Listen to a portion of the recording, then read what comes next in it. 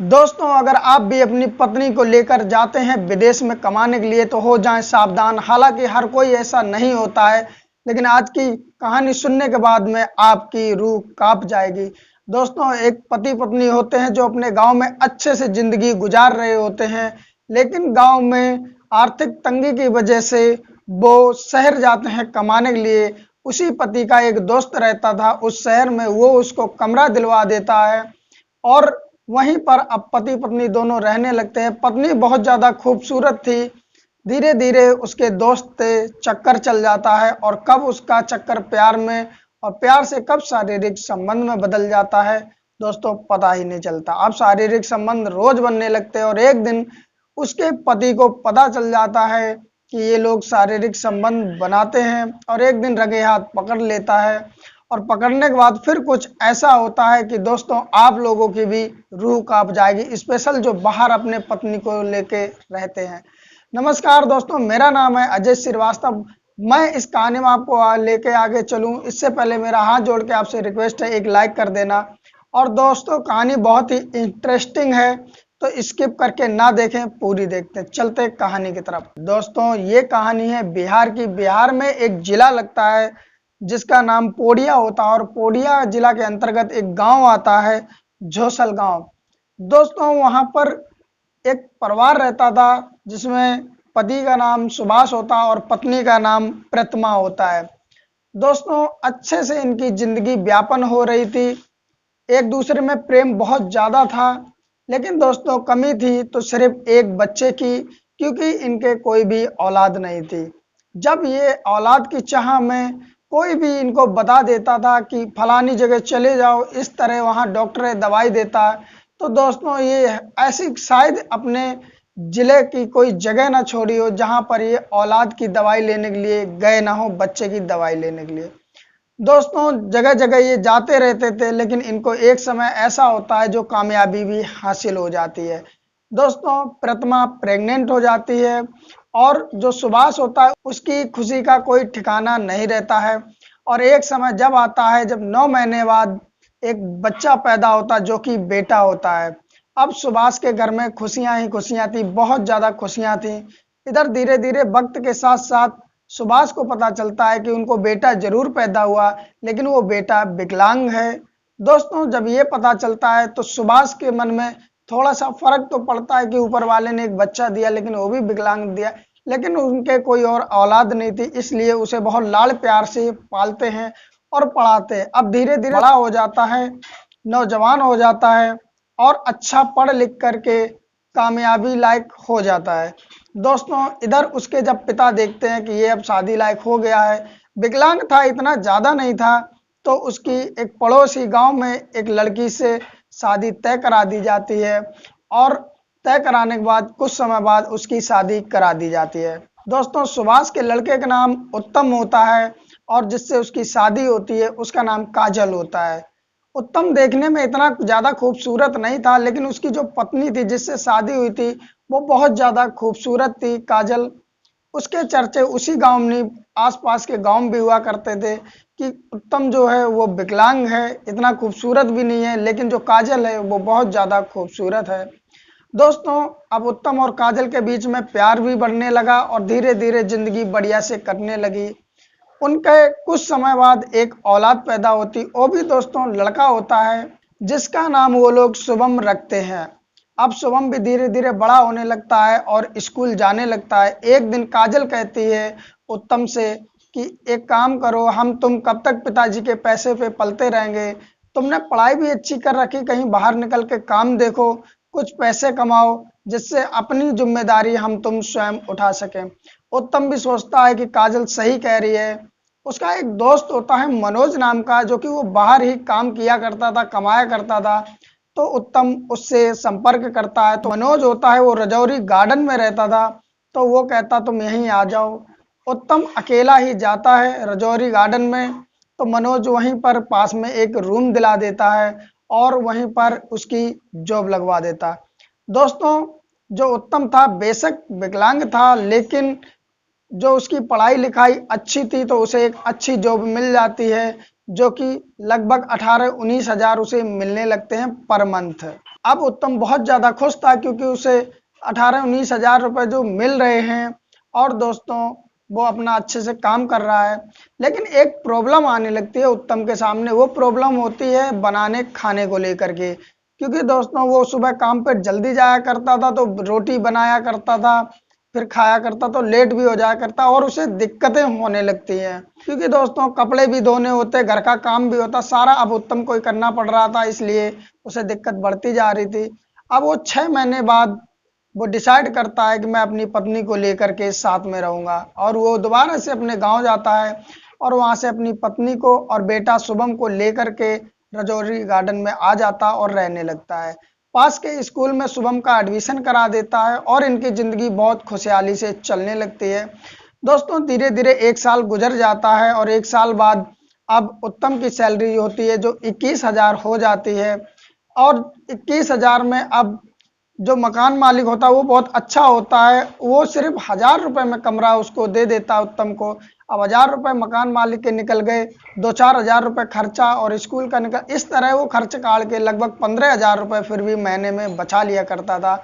दोस्तों कहानी बहुत ज़्यादा अच्छी चल रही थी कि अचानक एक दिन समय होता है 5 नवंबर 2023 को, लगभग सुबह 5 बजे, सर्दी तो होती है और सुबह 5 बजे अंधेरा भी होता है। तो काजल भागती हुई आती है मकान मालिक के पास जिसका नाम मदन लाल होता है। काजल भाग के आती मदन लाल से कहती है कि मेरे पति ने फांसी लगा ली है, जल्दी चलो शायद की बात कहीं बच जाए।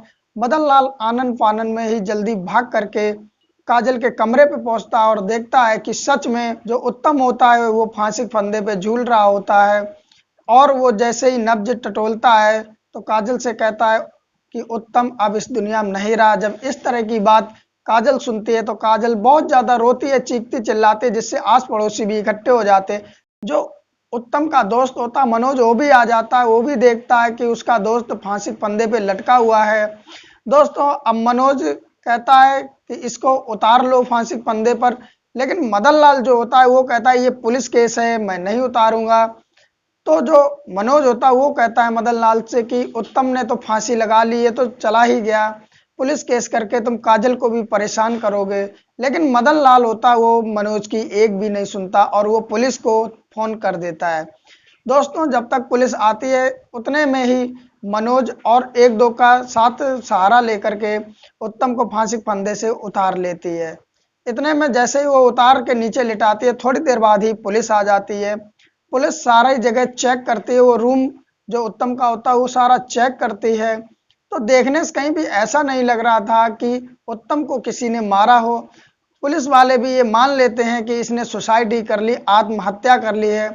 जब काजल से कहानी पूछते हैं तो काजल कहती है कि ये 2-3 दिन से कुछ बीमार थे और डिप्रेशन में भी थे, यानी कि टेंशन में थी।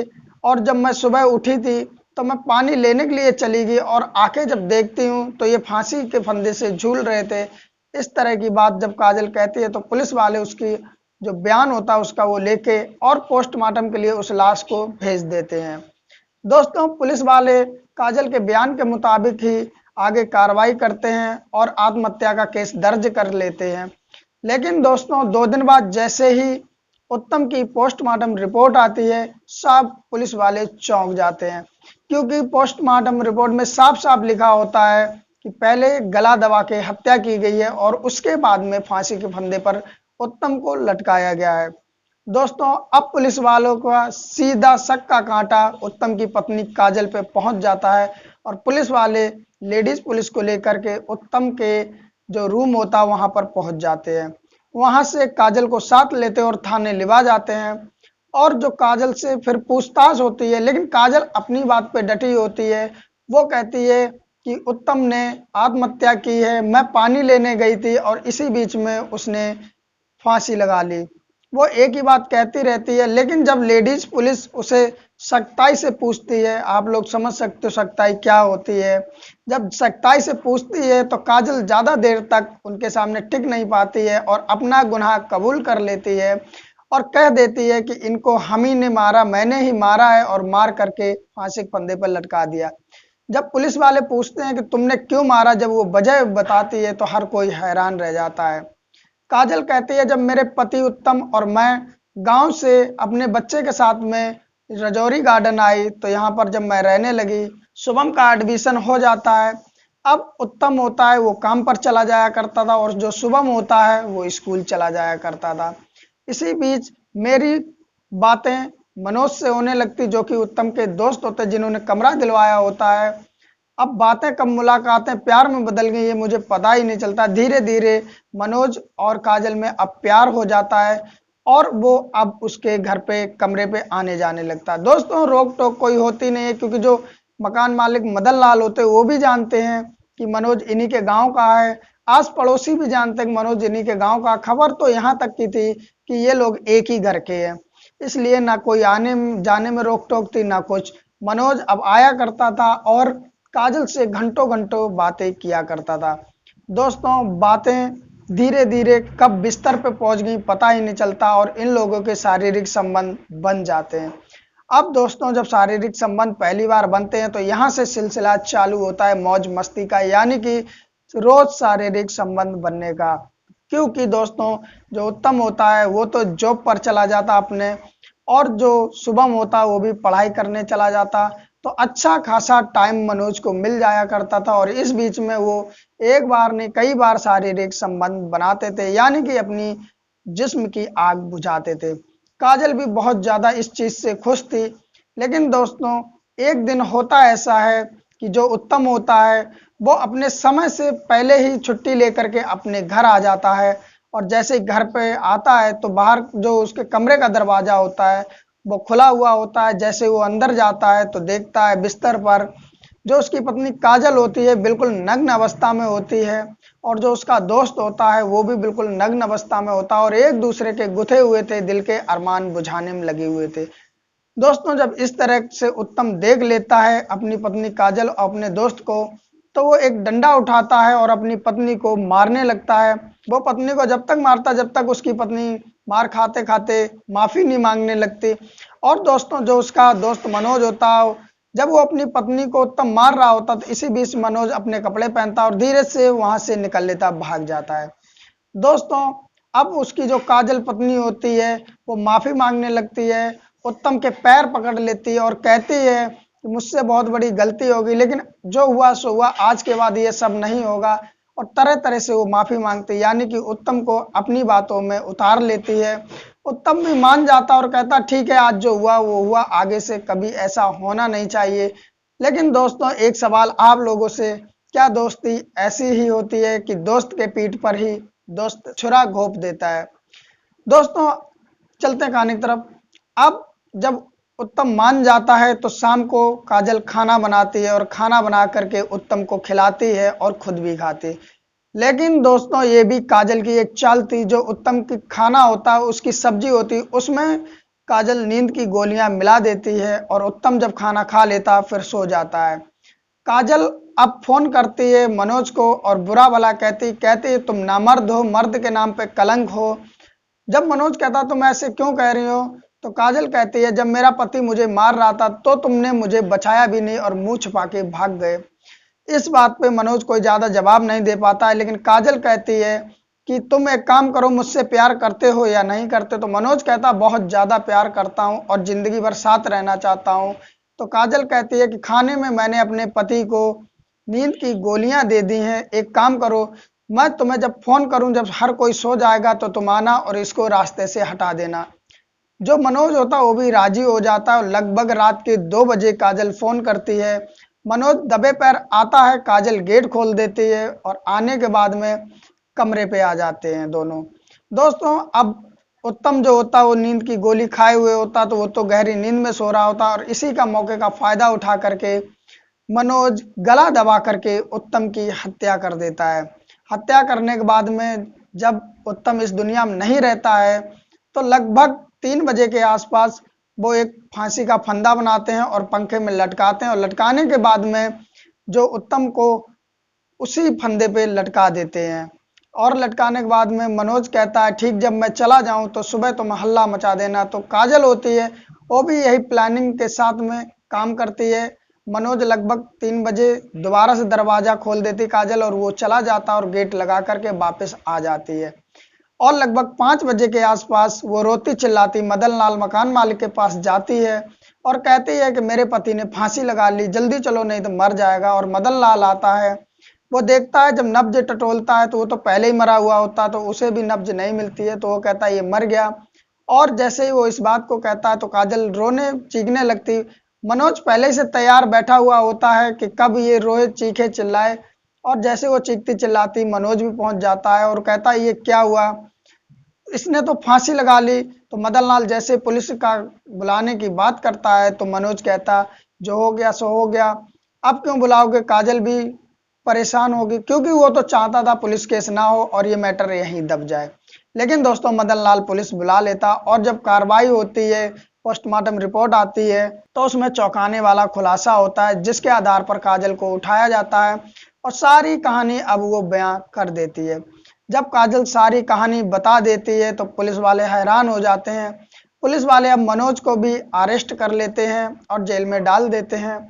दोस्तों कार्रवाई चल रही है, फिलहाल काजल और मनोज दोनों जेल में हैं और कार्रवाई भी चल रही है। और जो शुभम होता है काजल उत्तम का बेटा, अब वो अपने दादा दादी के अंडर में दे दिया जाता है। उनके दादा दादी भी वहीं बुलाए जाते हैं जिनका नाम सुभाष और प्रतिमा था। बच्चे को उन्हीं को सौंप दिया जाता है और काजल और उत्तम का दोस्त मनोज अब फिलहाल दोनों जेल में है। लेकिन दोस्तों समझने वाली बात यह है कि जब उत्तम इतना अच्छा कमा रहा होता है और काजल की सारी जरूरतें पूरी कर रहा होता है, लेकिन फिर भी काजल गलत रास्ते पे चल देती है। सोचो उस शुभम का क्या हुआ होता है जिसका पिता तो खत्म हो चुका है और जो माँ है वो भी जेल में है, यानी कि वो एक लावारिस की जिंदगी जिएगा। लेकिन फिलहाल अभी उसके दादा दादी हैं। तो दोस्तों आप लोग भी अगर अपनी पत्नी को लेकर के जाते हैं बाहर कमाने के लिए तो घर परिवार का ऐसा सदस्य जरूर साथ में ले जाएं जो पत्नी के साथ हमेशा रह सके, जिससे उस पर नजर रख सके। हालांकि हर कोई औरत ऐसी नहीं होती, हर पत्नी ऐसी नहीं होती, लेकिन बहुत से केसों में ऐसा होता है। दोस्तों इस कहानी से आप लोगों की क्या राय है प्लीज कमेंट जरूर करें। और दोस्तों ये वीडियो अच्छी लगी हो तो अपने दोस्तों अपने रिश्तेदारों में शेयर जरूर करें, फेसबुक इंस्टाग्राम व्हाट्सएप पर। दोस्तों वीडियो अच्छी लगी हो तो लाइक करें और चैनल को सब्सक्राइब कर लें और बेल आइकन प्रेस करके ऑल पे कर दें जिससे मेरी हर कहानी आप तक पहले पहुंचे। दोस्तों फिर मिलते हैं किसी नए कहानी में, जब तक के लिए नमस्कार।